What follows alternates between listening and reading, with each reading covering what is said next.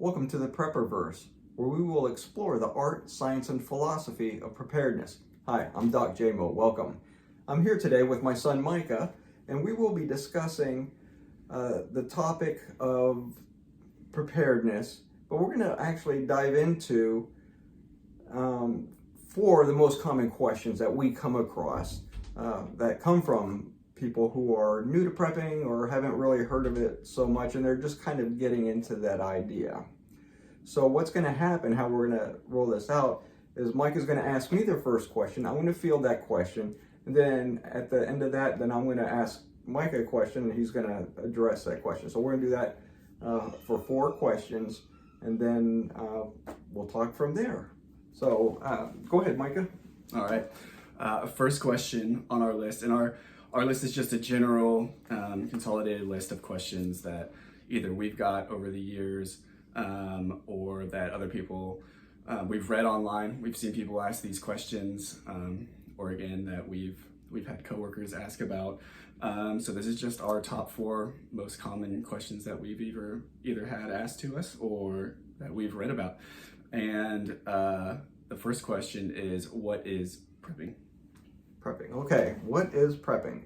It's a great question. I get that a lot. And it's really kind of hard to answer in just one short little clip because it is so broad. But basically, I tell people this. It is having a predetermined plan or an action plan in the event that something unforeseen happens. So you're putting thought ahead of time for the possible scenarios, or basically addressing your threat level assessment, the things that you are most at risk for, or what you feel that you're at risk for. For example, living in the South, you're going to get a lot of severe thunderstorms, tornadoes, possible hurricanes. So you take the predetermined steps to prepare for those when they come, like put extra water in your bathtub, have toilet paper, some food. In the event of out west where you have more fires or more earthquakes, you're gonna kind of have your action plan around those things. So when they do occur, you really don't have to sit and think, okay, well, what am I going to do? You already have your plan made out, and you have all your materials acquired, so you can do that.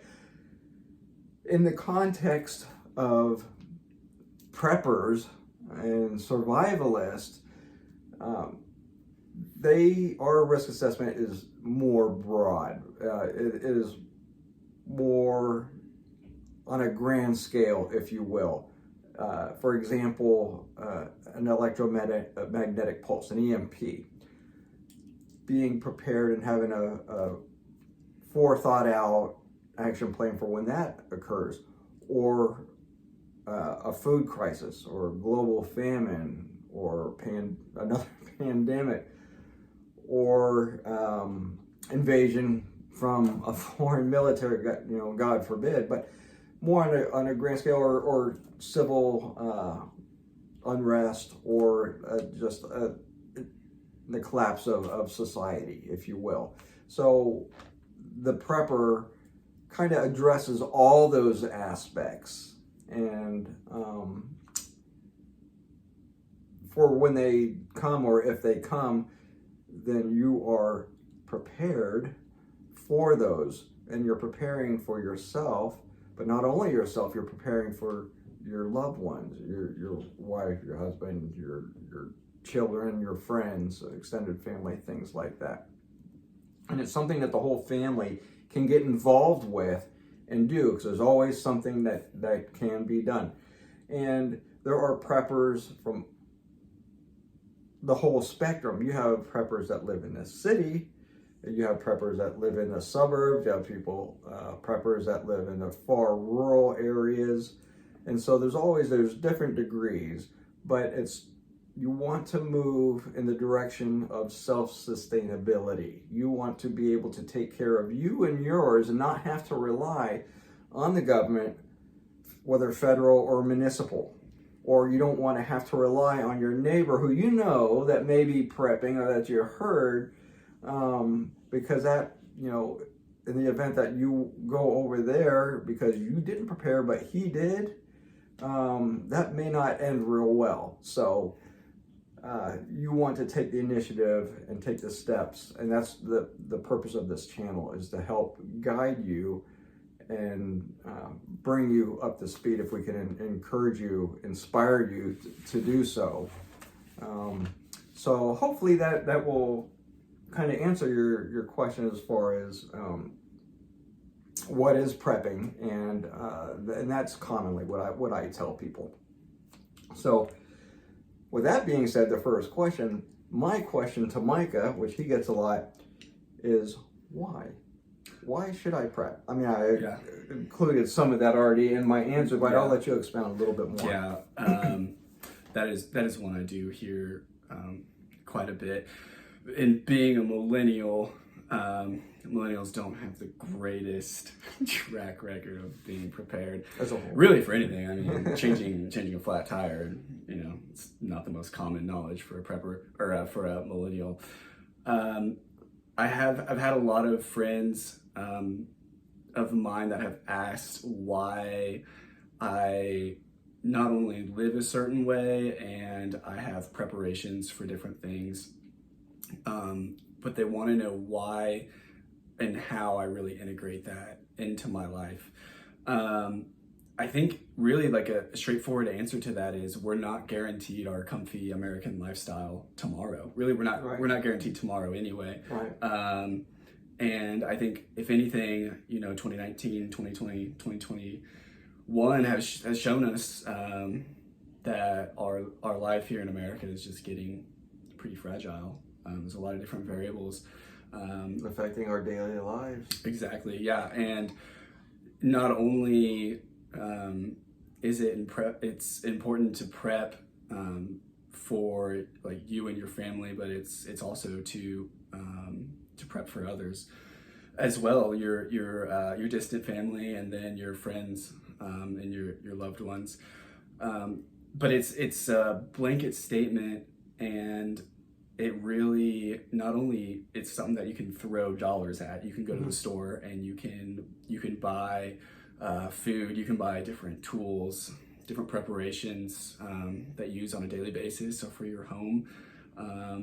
And it also affects your, the why affects your mental well-being. It affects your physical health as well, because there might be a day where you have to get out and you have to cut some wood to put in your fireplace because our electricity is off. Yeah.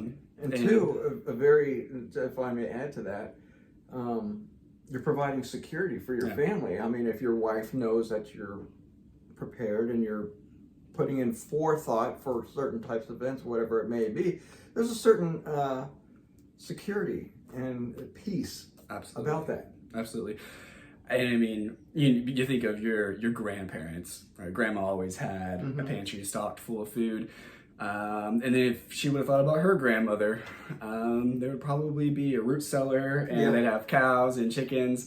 And, really it hasn't been that long since people were pretty much our way of preparing today is kind of like what they were doing every day back then. Yeah, really. So it's like, why? It's like, well, I'm getting back self-sufficiency. Getting back to where I should be. That's really the norm. So anything really mild and moderate prepping is getting back to where we should be. Right. Anyway.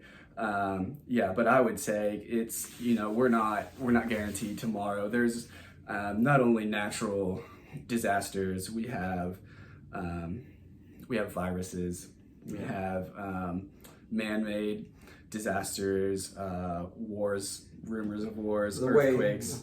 And the way things are going worldwide today, you can see that things can drastically be altered at a moment's notice. A moment's notice, yeah. One tweet can change the economy pretty quick. Exactly. And another aspect to the why is because do it while your dollars have some value behind it. Do it while you have access to medical resources. Do it while you have, while the supply chain is stable. And if you don't have a lot of dollars to throw at different preps, because healthcare costs money, right?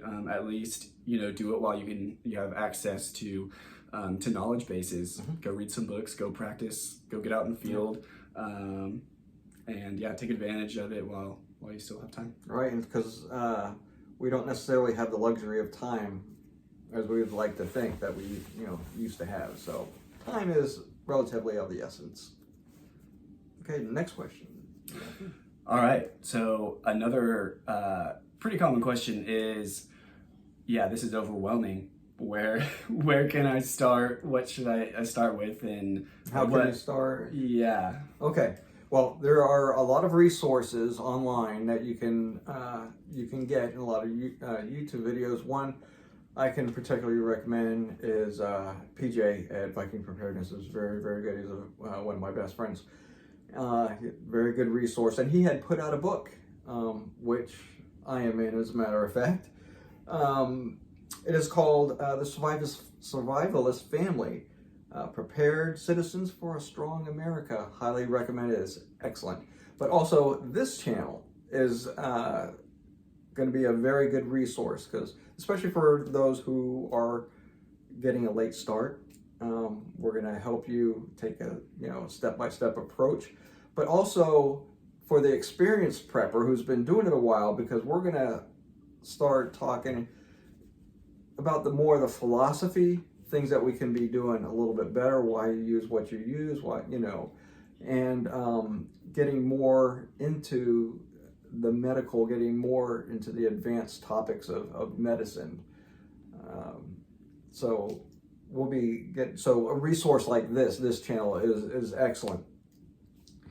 And more of the how is, as Mike alluded to, money is an issue for some, but with preparedness, you just do what you can.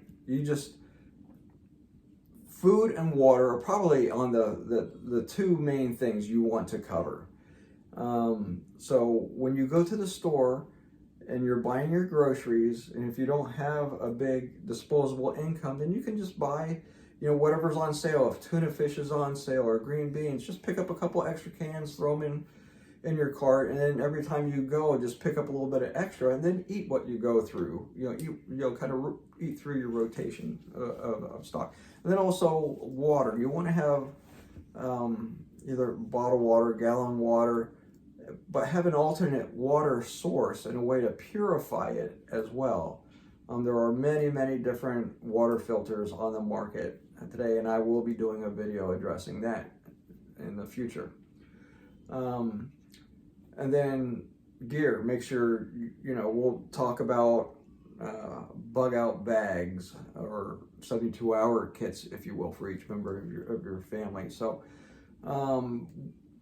we'll be getting more into that, but the how is just start acquiring some things that you may need that may not be readily available when the time comes when you're going to need it, because the shelves may go empty. Stores only have 3 or 4 days worth of food in them, and if you live in a densely populated area, it's going to go real quick, and you're going to be caught flat-footed, which is what we don't want you.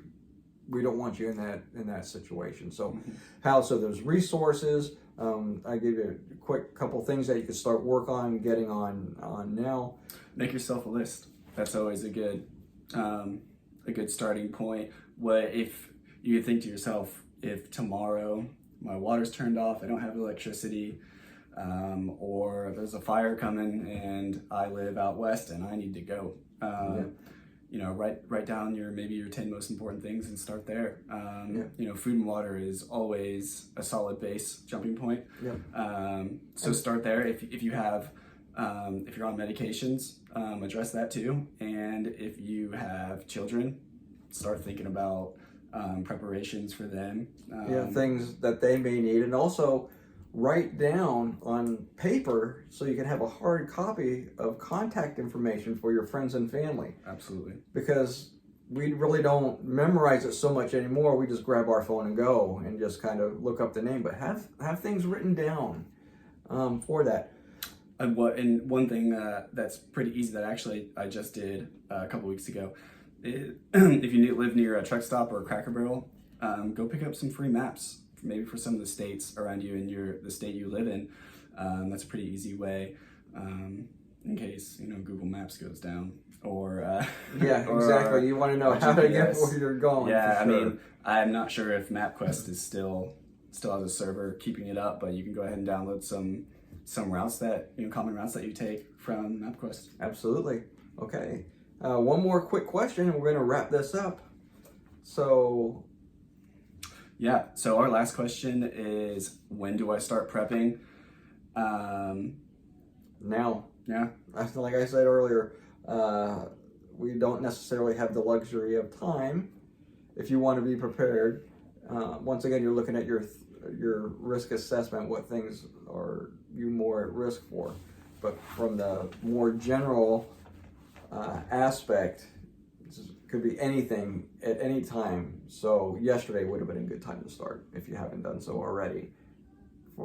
And I really admire the preppers of you out there that have been doing it for a while. 2 thumbs up. You keep going. You're encouraging people a lot by doing what you're doing. So yeah, it might seem like doom and gloom.